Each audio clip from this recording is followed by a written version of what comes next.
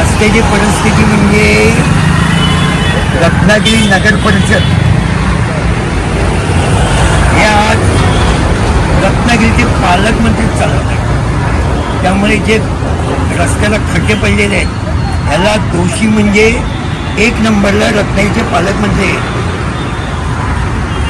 याचं कारण असं आहे की आमचे बारीक सारीक जे इंजिनियर आहेत काय त्यांना कोणालाही कॉन्ट्रॅक्ट न मिळता काय फक्त ते कॉन्ट्रॅक्ट RD सामान ग्रुपला द्यावं अशी रत्नागिरीत एक लेवलच आहे काय.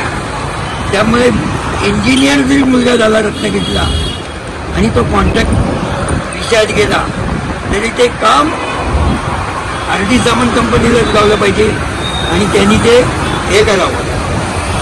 रत्नागिरी नगरपालिकेचे एक हॉस्पिटल आहे ते UP-मधल्या मिश्रा नावाच्या एका संस्थेला त्याच्या संस्थेला भाड्यानं चालवायला दिलं. तिथे पैसे घेतात, माहिती आहे का तुम्हाला? माहिती आहे ना. याबद्दल काय पहिल्यापासून पैसे घेतात पण आता भाड्यानं दिला चालवायला. कुठलं हे वरचं लोकमान्य वरचं हॉस्पिटल जे आहे हे आधी रत्नागिरी नगर परिषदेचं नाहीच आहे. ते आधी खुलासा करावा.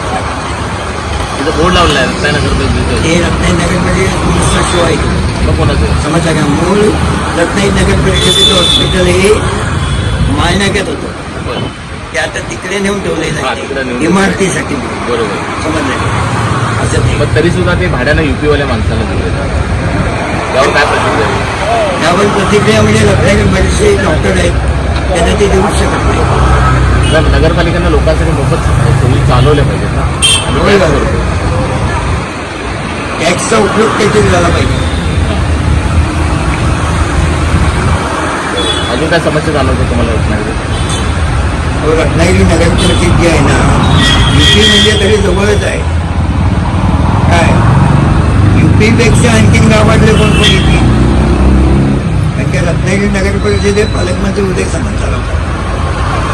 माहिती आहे का? फक्त तिथे नगराध्यक्ष म्हणून ते बसले नाही तेवढंच काही. समजलं? लोक का बोलत नाही तिच्यावर? म्हणजे लोक बोलत नाहीत म्हणजे त्याला कारण म्हणजे एकच आहे. लोक बोलत नाहीत म्हणजे लोकांना तुकडा फेकलेला आहे काय. त्यामुळे लोक आवाज करू शकत नाही.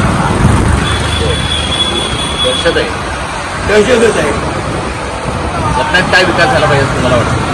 रत्नागिरीत भरपूर विकास झाला पाहिजे पण ही सामान कंपनी गेली पाहिजे त्याच्यात तो विकास होऊ शकतो.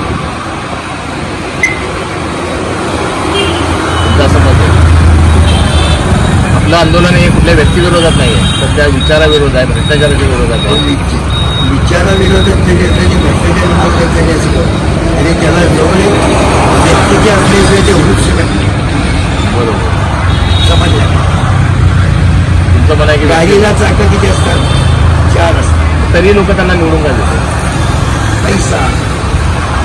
तुम्हाला असं म्हणजे लोक पैसे घालतात. त्याच्याबद्दल तुम्ही लोकांना काय आव्हान करा? आव्हान करून त्यांना काय पाहिजे नाही. ही परिस्थिती बदलायची त्याची. हे अशीच आहे. परिस्थिती बदलेल ना? परिस्थिती बदलेल म्हणजे सामान दोघांनी जात नाही तोपर्यंत काय होऊ शकत नाही. आपल्याला सांगायचं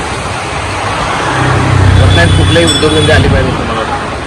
सगळे आले पाहिजेत पण त्यांनी उद्योग बंद करून दिल्यामुळे कुठलेही उद्योगधंदे येऊ शकत नाही. बेरोजगारी होऊ शकत नाही कारण की त्यांच्या इलेक्शनला जी बेरोजगारी उपयोग करावा लागतो. आता रत्नागिरी नगरपालिकेचे इलेक्शन आहे, त्याच्यामध्ये नागरिकांनी काय विचार केला पाहिजे? नागरिकांनी जर तसा विचार केला ना